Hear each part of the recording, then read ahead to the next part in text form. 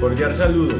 Muchas gracias por la invitación a este gran evento. El Grupo de Cirugía de Trauma y Emergencias de Cali, Colombia, quiere compartir con ustedes esta investigación durante esta presentación. Le hemos titulado Reboa, el nuevo actor en la resucitación. La cirugía de control de daños marcó un antes y un después en la cirugía de trauma, brindándole al cirujano unas herramientas en el control del daño tanto anatómico como fisiológico. Esta propuesta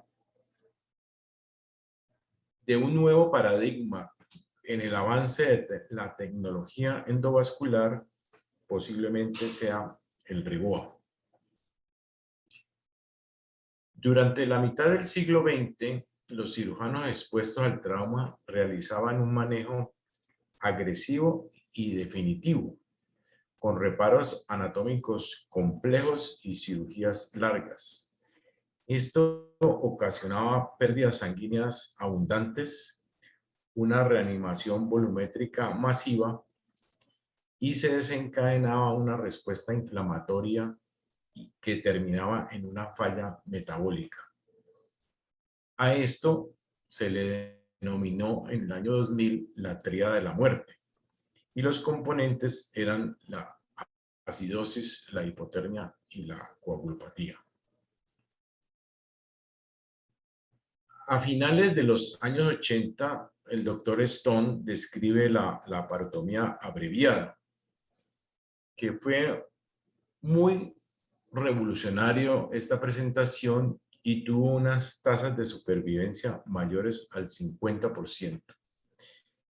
Él dejaba empaquetados los pacientes y con el abdomen abierto, logrando esta laparotomía abreviada. Posteriormente, el doctor Rotondo en el año 93 acudió el término control de daños, derivado de la expresión naval proveniente de las fuerzas estadounidenses. Tanto Rotondo en el 93 como Johnson del mismo grupo de Filadelfia en el 2001 describieron las 4 etapas que todos conocen sobre el control de daños. El Ground Zero o la etapa prehospitalaria, que es el transporte rápido, todo lo que conlleva el stop de bleed, prevenir la hipotermia y reanimarlo en urgencias. Posteriormente la etapa 1, que es la cirugía en sí para el control del sangrado, la contaminación, el empaquetamiento de las cavidades y el cierre temporal. Después la etapa 2, que es completar la resucitación hemostática, corregir la acidosis, la hipotermia, la hipocalcemia y la coagulopatía y realizar las exploraciones que se requieran. Y la etapa 3, que ya es el manejo definitivo, en el que se retiran los empaquetamientos, se hacen las reconstrucciones anatómicas que se requieran y se realiza un cierre definitivo de la cavidad. Posteriormente, el doctor Holcomb en el año 2007 describió la resucitación en control de daños, o sea, a la cirugía del control de daños per se le unió la parte fisiológica, que es la hipotensión permisiva y la resucitación hemostática. La hipotensión permisiva se viene hablando desde que el doctor Cannon en la Primera Guerra Mundial, en 1918, él mismo dice que la sangre, que es sumamente necesaria, puede perderse antes de controlar el sangrado si se trata de subir la presión arterial. Y en la Segunda Guerra Mundial, Becher describe lo que es en realidad la resucitación hipotensiva, tratando de mantener presiones arteriales sistólicas entre 70 y 80 antes del reparo quirúrgico. Ya en los años 90, el doctor Bickel y el doctor Matos demuestran en este artículo publicado en el New England Journal of Medicine que usando una reanimación volumétrica conservadora, tratando de mantener presiones arteriales sistólicas entre 70 y 80 se asocia a una disminución de la morbilidad y la mortalidad. Se ha descubierto desde hace varios años que la administración deliberada de cristaloides y de glóbulos rojos exacerba la coagulopatía y que esta restauración volumétrica se debe lograr mediante el uso de componentes usando una relación de 1:1:1. Esto ha demostrado una disminución en las complicaciones y en la mortalidad, reduciendo la mortalidad de un 65 a un 19%. Y en realidad la resucitación hemostática es mantener esta relación de transfusión 1:1:1 para llegar a cifras de tener hemoglobinas por encima de 8 o más o menos en ese valor, un conteo de plaquetas por encima de 100.000, normalización de todos los tiempos de coagulación guiada por el ROTEN o el TEC y tener un fibrinógeno por encima de 100. Ahora que se ha tenido en los últimos años, tenemos que la resucitación hemostática se puede realizar además con la sangre total. Y la sangre total tiene la capacidad hemostática igual a la de los hemocomponentes, se evitan reacciones transfusionales y se evita tener que poner grandes cantidades de diferentes productos sanguíneos. Y esto se ha realizado en todos los pacientes con trauma severo y ha demostrado en los últimos años ser una posibilidad muy grande de usar sangre total en vez de usar hemocomponentes. También hemos encontrado últimamente que la hipocalcemia se presenta en los pacientes graves que tienen trauma y que se ha asociado con bajos niveles de conteo de plaquetas, con pH ácido y probabilidad de mayor mortalidad. Se sabe que esta gran cantidad de pacientes vienen con hipocalcemia desde el momento del accidente. Y además, las transfusiones que vienen con citrato actúan como quelantes del calcio y aún causan más hipocalcemia. Es así como el año pasado, entonces se propone cambiar la triada de la muerte por el diamante de la muerte.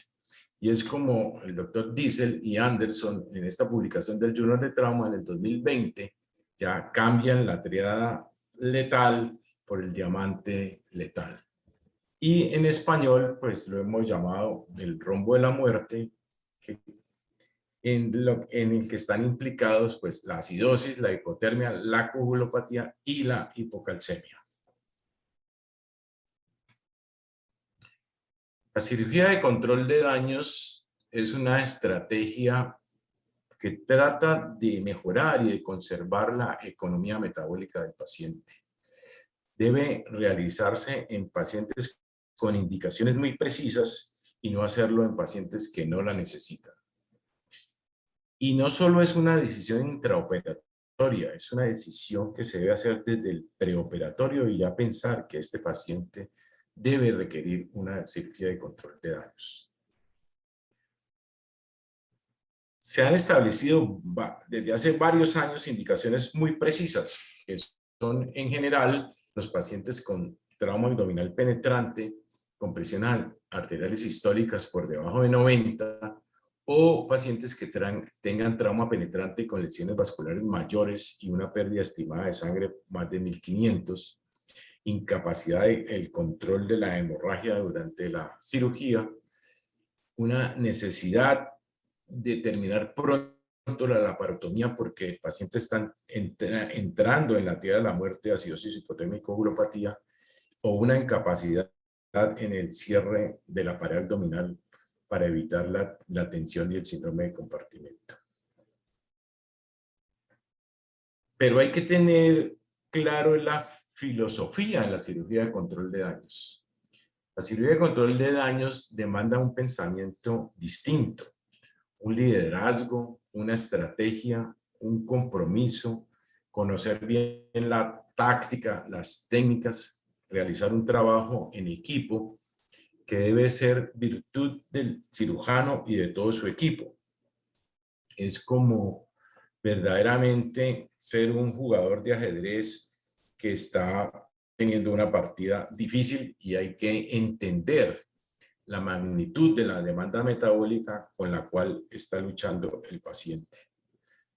No es un abordaje simplista de una subespecialidad, sino que es una visión holística de un problema que permite tomar decisiones correctas y ojalá ganarle a la batalla y a la injuria que se está presentando tanto anatómica como fisiológica.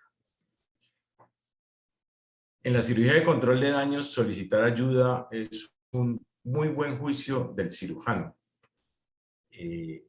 La cirugía se debe realizar en las 4 etapas que dijimos y tiene como objetivo prevenir y tratar los determinantes que podrían llevar al fallecimiento del paciente.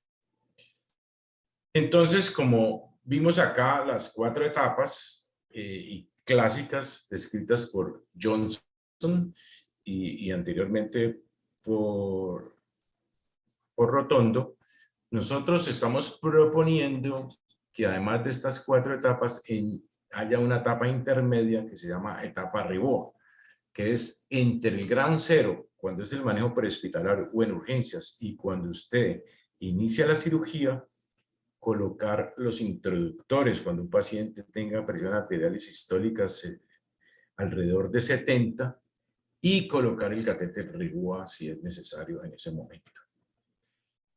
¿Qué es lo que hacemos? Entonces allí ver ese momento entre el grado 0 y la fase 1 e iniciarlo. Esto se puede hacer tanto en urgencias como en el quirófano.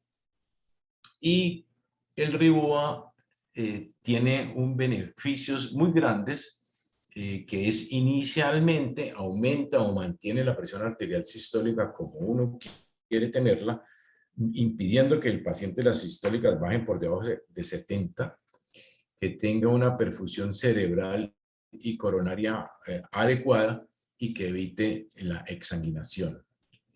Y así, por eso lo planteamos que es una etapa intermedia entre el grado 0 y la etapa 1. El Ribot es un dispositivo que demanda experticia por el médico, que tiene que ser por médicos y cirujanos entrenados para monitorear el paciente. Es un dispositivo dinámico que se adapta a las necesidades metabólicas y a la resucitación. Su uso no se limita solamente al área preoperatoria, sino que durante la cirugía tiene que ser un manejo dinámico y dependiendo del comportamiento del paciente, el balón se va cambiando de posición o se va inflando o se va movilizando. Es así como el Ribot actúa como un nuevo pilar en la resucitación.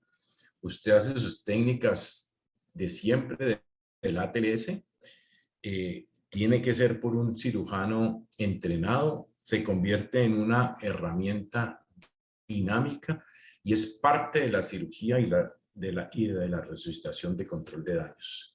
Por eso lo enmarcamos de esta manera en esta gráfica. La pregunta es ¿en qué momento se usa y cuándo se usa? Nosotros nos hicimos esta pregunta y la respondimos con nuestros mismos pacientes. Miramos todos los pacientes que le habíamos hecho toracotomía de resucitación y los pacientes que le habíamos colocado Ribot. Y encontramos esto que es muy interesante en este punto. Vimos que todos los pacientes que tienen 70 de sistólica y no se les ha clampeado la aorta, cada vez la probabilidad de morir, la probabilidad de hacer paro cardíaco es más alta y a medida que la presión arterial sistólica va bajando, la probabilidad va subiendo. De igual manera, miramos el punto crítico para la mortalidad. y vimos que si no se le ha clampeado la aorta con sistólicas de 60, la probabilidad de morir está por encima del 50%. Entonces, ¿qué hemos pensado? Entonces dijimos, bueno, si la resucitación en control de daños tiene los pilares de hipotensión permisiva, resucitación hemostática y cirugía de control de daños, nosotros hacemos un nuevo planteamiento, y es, además de estos pilares descritos por Holcomb, debe haber un cuarto pilar en la resucitación, y el cuarto pilar se llama Ribot. ¿Esto en qué consiste? Entonces, usted tiene la aorta pinzada de una forma endovascular, le da perfusión al corazón y al cerebro, le da tiempo al cirujano para abordar la herida, y además esto se hace al mismo tiempo. Un grupo de cirujanos coloca el Ribot y el otro hace el abordaje de la cirugía, ya sea por esternotomía o por la laparotomía. Y le da tiempo al anestesiólogo para continuar la reanimación y la resucitación hemostática, e impide la exsanguinación y el colapso hemodinámico del paciente. Por eso, nosotros planteamos como el Ribot como el cuarto pilar de la resucitación de control de daños. Y esto se lo compartimos a cirujanos muy importantes, como ven aquí el doctor Rasmussen, el doctor Holcomb, la doctora Megan Brenner, el doctor Escalea y el doctor Ibaturi, todos cirujanos activos en los que han trabajado muchísimo en todas las técnicas de control de daños y con el Ribot. Y cuando les propusimos estos fueron sus primeras impresiones de cada uno de ellos, en el que están totalmente de acuerdo con cambiar el paradigma de la resucitación, y debería quedar así, como el Ribot, el cuarto pilar. Entonces, nuestras conclusiones serían que la resucitación de control de daños es el avance más importante en el cuidado del trauma de los pacientes gravemente heridos, tanto militares como civiles. Esto se ha cimentado siempre en los tres pilares de hipotensión permisiva, resucitación hemostática y la cirugía de control de daños, y que la propuesta nueva es tener el Ribot como el cuarto pilar de la resucitación, haciendo este manejo endovascular. Sabemos que esto es difícil, y esto lo cita el doctor Kenneth Matos en su libro, y es una frase de Maquiavelo, en el cual dice que no hay nada más difícil de emprender, ni más peligrosa conducta, ni incierto en su éxito, que tomar la iniciativa en la introducción de un nuevo orden en las cosas. Para el innovador tiene por enemigos a todos aquellos que han hecho bien en el pasado, y los defensores tibios en todos aquellos que puedan hacerlo bien en el futuro. Y con esto les estamos dando la bienvenida al futuro, que es el presente que estamos construyendo. Muchísimas gracias por la atención, y queremos hacer esta nueva propuesta de parte de todo nuestro grupo, y estamos atentos a las preguntas. Muchas gracias.